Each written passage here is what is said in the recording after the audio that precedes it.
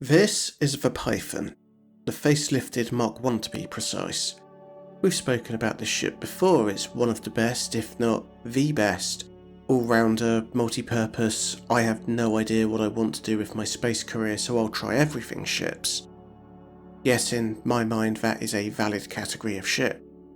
And then you have this, the Crate Mark II. To some, the spiritual successor of the Python Mark 1. It sacrifices internal space in order to make it fly better. It has less armour, but can carry a fighter to attack your foe from another vector. To some, this is an improvement to the Python.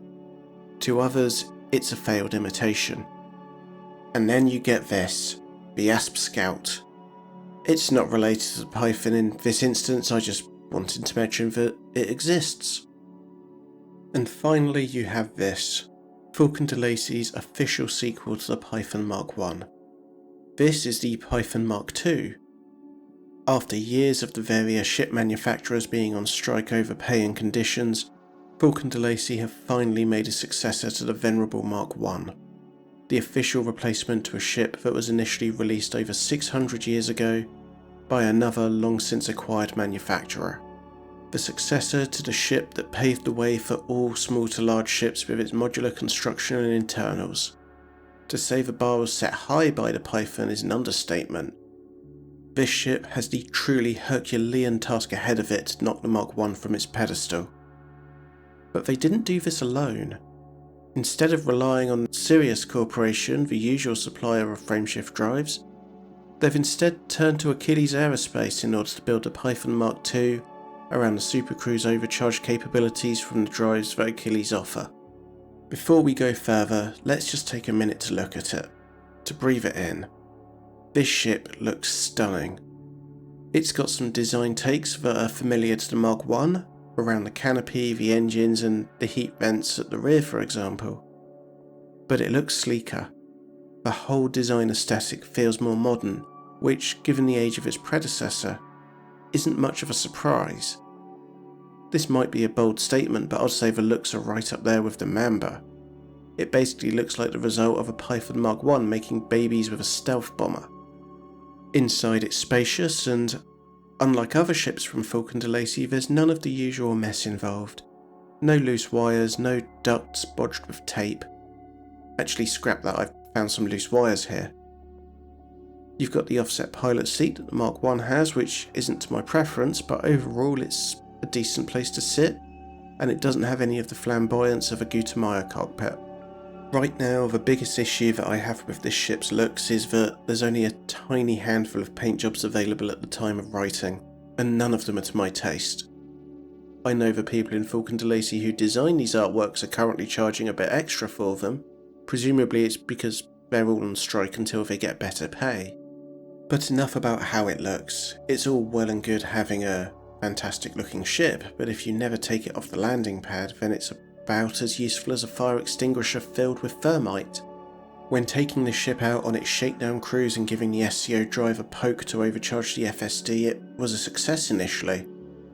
It covered over 80,000 light seconds without the heat going over 65%, which is a huge success compared to my previous attempts with the Orca and the Crusader. But with new ships comes new SCO drives, and once the drive was replaced with an A-rated one, the heat kept rising and rising. It's an improvement to be sure, but after upgrades and without proper attention, you'll be cremated in your own cockpit as the ship cooks itself to pieces.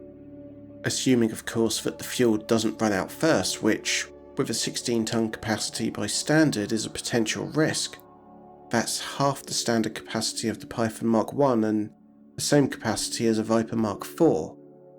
I'd love to say that's the only shortcoming over the Mark 1, but from my testing so far, it isn't. Because the other big thing that's been cut down is the internal capacity. The Mark 1 was the almost undisputed king of the medium landing pad for trade and mining, boasting a maximum unshielded capacity of over 290 tons. The Mark II on the other hand sacrifices internal slots and, without shields, can have a total of just under 100 tons. That's a massive drop and not only affects the Mark II's ability as a trader and miner, but also affects the potential maximum hull strength that's available to it through reinforcements, If you want to take this out mining though, you do have 6 hardpoints, which is more than enough, but again, if you're going to take it out mining, you want to do small runs because the cargo capacity is going to be lacking. Honestly, you'd be better off with a keelback. Speaking of hardpoints though, those 6 hardpoints are made up of 4 large and 2 medium hardpoints, which is enough when properly outfitted to do a significant amount of damage to anyone really that you want to pick a fight with. And thanks to the 6 utility mounts, you can cram enough shield reinforcements to make quite the shield tank, which should offset some of the shortcomings to the armour. Where the Mark 1 was known as being a holotank, it looks like the Mark 2 has flipped this on its head, preferring potential shield output over hull strength, which isn't necessarily bad given that shields regenerate and hull generally doesn't. You can't fit a fighter bay into the Mark 2, so if that's your cup of tea, then the Crate Mark 2 is a better bet, if you're after one of the more expensive medium ships with a fighter bay at least. But if we're going back to comparing the Python Mark 2 to the Python Mark 1, where it really shines is manoeuvrability. Without engineering, it handles considerably better than the Mark 1 does, and it goes faster. With engineering though, namely dirty dry thrusters, it becomes a joy to fly. Engineering helps tighten up the handling even more, which really does bring the best out of the ship. An engineered Python Mark 2 isn't on the same level as a engineered Fer-de-Lance for example, but there isn't a lot in it. Again though, it's not all good. The power plant has been downsized. I've managed to largely engineer my way around this with tweaks to the pulse lasers and a small overcharge, but without engineering it definitely feels like there are limitations with the reactor. The same could also be said for the power distributor. That being said though, I think with the right engineering, the potential is there for the Python Mark II to have a crack at the FDL spot on the combat pedestal. The other aspect of this ship is exploration. Despite the tiny fuel tank, the Python Mark II has real potential here. I've managed to get 50 light years per jump out of mine with an engineered G5 SCO FSD and a Guardian frameshift booster, but I'd wager you could get this number even higher if the core modules were also downsized and engineered to be lightweight. Plus with the SCO drive improvements, if you wind up in a system with a second star hundreds of thousands of light seconds away, you can get there to investigate reasonably quickly. Just keep an eye on the fuel gauge when you engage SCO. Last thing you want is to be marooned far out into the black with billions of credits worth of exploration data, an empty tank, and wondering why it all went wrong so quickly. I probably don't need to say this, but I will anyway. A fuel scoop is almost mandatory for an exploration run, and this ship can just reinforce that point. Right now I'd usually be asking whether this ship is worth the credits, but right now I don't know. Standard credits are no good here at the moment, only money, which makes it difficult to compare to other ships, and that's a whole other debate going on right now. Rumour has it when Faulcon DeLacy make the ship available to the masses, it will go for 60 to 70 million credits, which, despite its improvements to handling and the ability to use the SCO drive over the regular Python, it feels a bit steep. I'd put it at around the 55 million mark, which is cheaper than the regular Python, but bear in mind this has a lack of internal slots in comparison. Admittedly, even Faulcon DeLacy claim they've reimagined this ship as a combat ship, so again 55 million seems about right, as that puts it just above the Mambra and FDL, which to many will be this ship's true competitor. So to wrap up, is the Python Mark II a good ship?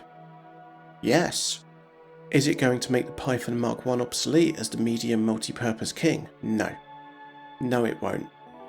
I think it's better than the Mark I for exploration, and at the risk of being branded a heretic, I think it's better than the Mark I for combat.